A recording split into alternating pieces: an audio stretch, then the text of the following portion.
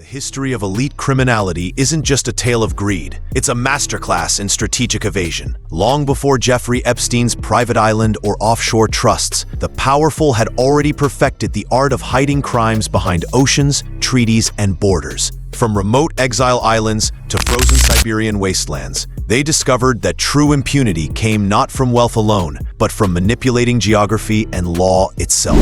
Distance, both physical and legal, became their most loyal accomplice, turning exile into execution, colonies into crime zones, and oceans into invisible prisons. These are the top 10 bizarre historical ways the elite used distance to hide their crimes centuries before Epstein. Number 1. We have the autocratic archipelago. In the ancient Roman Empire, distance became a deadly instrument of political control, an elegant way to destroy someone without spilling a drop of blood in public.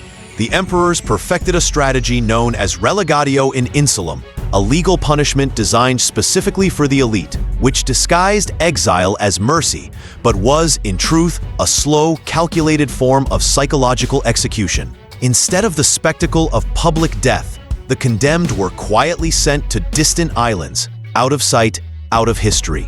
Julia the Elder, daughter of Emperor Augustus, became the most tragic example in 2 BCE, when she was banished to the barren island of Pandateria for alleged adultery. Her exile wasn't mere removal, it was ritual humiliation wrapped in luxury. Forbidden wine, male companionship, any, or letters. Julia was trapped in a golden cage, her silence ensuring Augustus's image of moral purity remained untarnished. Later emperors, including Tiberius, followed the same model, sending political liabilities and scandalous relatives, like Agrippina the Elder, to die in distant isolation. These remote islands became silent cemeteries of Rome's inconvenient women, where imperial authority erased its mistakes under the guise of dignity. By using distance, the Roman elite transformed exile into a discreet death sentence, a method of execution as sophisticated as it was sinister. At number 2. Standing cold and ruthless, the scapegoat wilderness. Few regimes have mastered the art of weaponizing geography quite like the Tsarist Empire of Russia. From the 17th century onward, Siberia became not just a region, it became a state-sanctioned abyss, a frozen graveyard for political dissent. The Russian elite used this vast expanse as both prison and purge, sending rebels, intellectuals, and criminals thousands of miles eastward into a land so hostile that escape was unthinkable.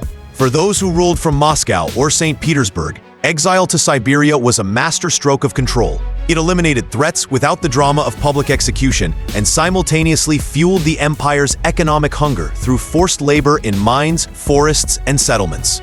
The journey itself was part of the punishment, months of freezing marches, disease, and despair before reaching what exiles called the edge of the world. Once there, communication with the outside world was almost impossible. Siberia became a silent machine of political erasure, where undesirables vanished into an endless wilderness. By weaponizing its own geography, Russia created an invisible empire of suffering, a centuries-long prelude to the infamous Gulag system. At number 3, the seclusion of sanctioned vice. Colonialism did more than conquer land. It created moral black holes where distance justified every crime. Across the 15th to 19th centuries, European elites and colonial officials used vast oceans to shield themselves from moral accountability, turning remote territories into zones of sanctioned depravity. In these faraway lands, sexual exploitation became an institution masked as exploration. Christopher Columbus himself documented the trade and sale of indigenous girls, some as young as 9, for rape, noting their market value in his own journals. In these colonies, geography became moral camouflage. What was unthinkable in Europe was normalized abroad. Governors, merchants, and military officers indulged in crimes ranging from sex trafficking to systemic violence against indigenous women, confident that distance would protect them from exposure or trial. Even as reports surfaced, officials in London, Madrid, or Lisbon denied such acts, claiming civilizing missions while overseeing organized atrocities. British India followed suit, turning denial into policy by disguising the trafficking of young girls under euphemisms like immoral purposes. The colonial frontier thus became a moral wasteland engineered for exploitation, where geography itself was the accomplice. At number 4, the state-sponsored pirate. During the golden age of empires, the high seas became the perfect crime scene for the elite, an endless horizon of plausible deniability. The 17th and 18th centuries birthed the era of privateering, a state-blessed form of piracy that allowed well-connected merchants and naval adventurers to plunder under royal sanction. With the stroke of a pen, letters of marque transformed robbery into patriotism, turning the ocean into a playground of legalized theft. Wealthy investors, often from noble or political circles, funded these ventures, profiting immensely from captured ships and contraband cargo. Captain William Kidd, once a celebrated privateer and upstanding citizen of New York, became a notorious example of how easily this license to loot slid into outright piracy. The open seas offered not only riches, but invisibility. No courts, no witnesses, no oversight. Hidden behind the banner of empire, privateers smuggled slaves, gold, and forbidden goods, with many officials complicit in the profits. In the Americas, planters and governors alike winked at such operations, their fortunes swelling from human misery and stolen cargo. Distance provided the perfect legal shield. Crimes committed beyond national waters could be dismissed as unfortunate misunderstandings. At number 5, the rubber regime. King Leopold II of Belgium engineered one of history's most chilling examples of using distance to disguise atrocity. In the late 19th century, under the guise of philanthropy and progress, Leopold privately seized the Congo Free State, presenting himself in Europe as a benevolent ruler bringing civilization to Africa. In reality, he orchestrated a monstrous system of forced labor, mutilation, and terror designed to extract rubber and ivory for personal gain. Millions perished under his reign, entire villages burned, families enslaved, and hands severed for failing quotas. Yet the enormity of the Congo's geography worked in Leopold's favor. The physical remoteness combined with his total control over communications allowed him to manufacture a false image of moral virtue. Reports of abuse were dismissed as foreign exaggerations, while his propaganda machine painted him as a saintly monarch. European elites and corporate investors, cushioned by distance and denial, continued to profit. Only a few brave witnesses, missionaries, travelers, and journalists like Edmund Morel and George Washington Williams dared to expose the hidden genocide. Their revelations coined the term crimes against humanity. At number 6, the private hunting box. Long before private jets and secluded islands, Europe's elite built their secrets into stone and forest. From the Renaissance to the 19th century, aristocrats constructed remote hunting lodges, lavish retreats far removed from the watchful eyes of the court and the public. What began as rustic hideaways for sport evolved into palatial compounds designed for indulgence, conspiracy, and control. These secluded estates, from Italy's Cascine di Caccia to England's country lodges, operated as private kingdoms where the master's word was law. Shielded by acres of land and loyal servants, nobles transformed these sanctuaries into venues for everything, from secret political meetings to unrestrained debauchery. Some, like Archduke Franz Ferdinand, used them as personal strategy bunkers, while others hosted infamous gatherings filled with gambling, coercion, and illicit pleasures. The isolation guaranteed silence. No prying courtiers, no gossiping neighbors, and no legal intrusion. The hunting box became both symbol and shield of privilege, a place where sins were indulged and erased before dawn. At number 7, the immunity zone.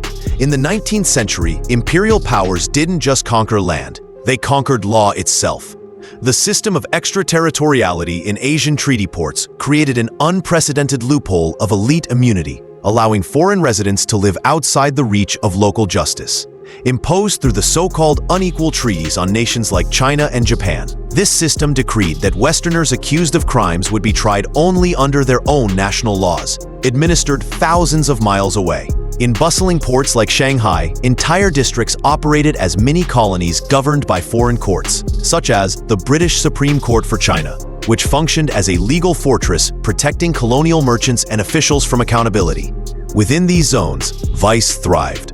Opium trafficking, gambling rings, etc., and prostitution networks flourished under the polite cover of trade. Corrupt officials and businessmen turned extraterritoriality into an invisible shield, exploiting the distance between empire and colony to operate black market empires immune to local law. Chinese authorities watched helplessly as foreign elites profited from addiction and misery, while European courts conveniently looked the other way. In these ports, distance wasn't measured in miles, It was measured in impunity. The elite could commit crimes in Asia while living under the comfortable illusion of legality, proving that the most effective weapon of empire was not the sword, but jurisdiction. Number 8. The penal transportation system. For Britain's ruling class, the empire's edges served as the perfect trash heap for society's unwanted. In the 18th and 19th centuries, penal transportation became the crown jewel of institutional exile, an industrial-scale operation designed to purge Britain of criminals, radicals, and the impoverished.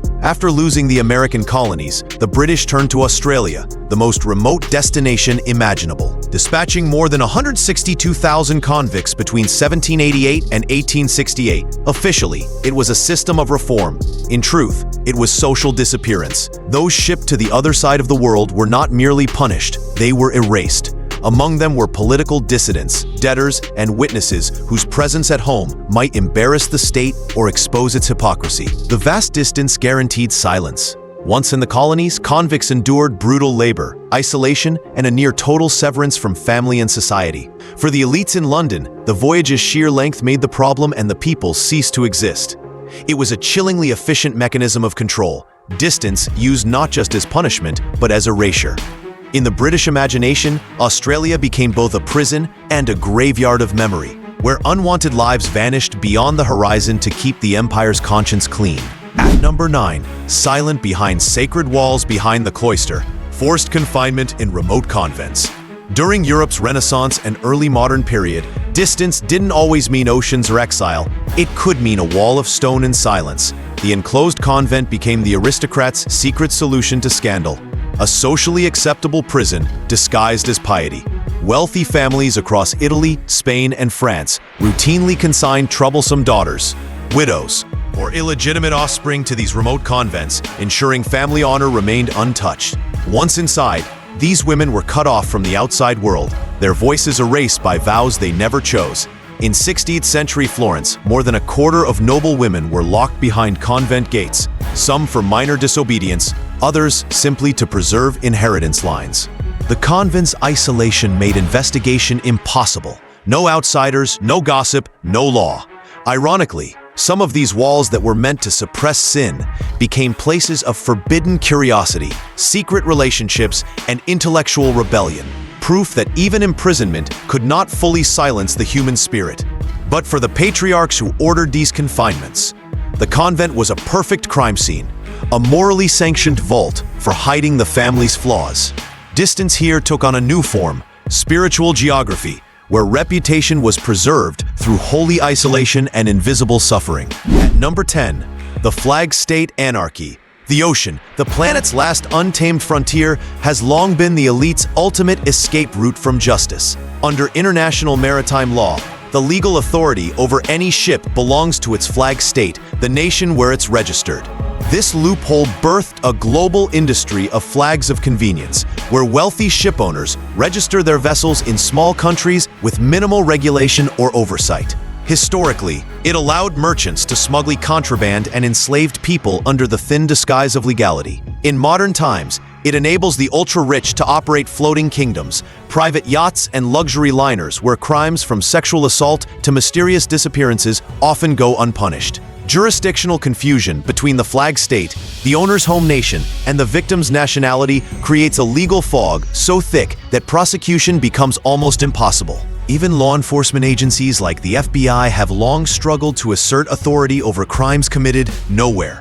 For centuries, the high seas have been both highway and hiding place, an infinite jurisdictional void that the elite manipulate with ease. The private yacht anchored under a distant nation's flag is not just a status symbol, it's a modern echo of ancient impunity, proving that distance, legal, physical, or moral, remains the richest man's most reliable ally.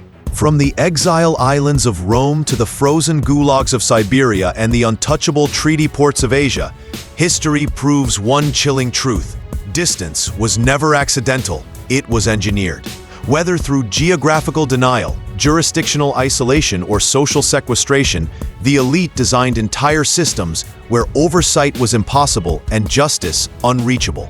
The powerful have always known that when the cost of investigation outweighs the will to pursue it, impunity thrives. And though technology has shrunk the world, the manipulation of legal distance keeps their secrets safe even today. If you found this dive into hidden history eye-opening, don't forget to like, comment, and subscribe for more dark truths the textbooks never tell you. Thanks for watching.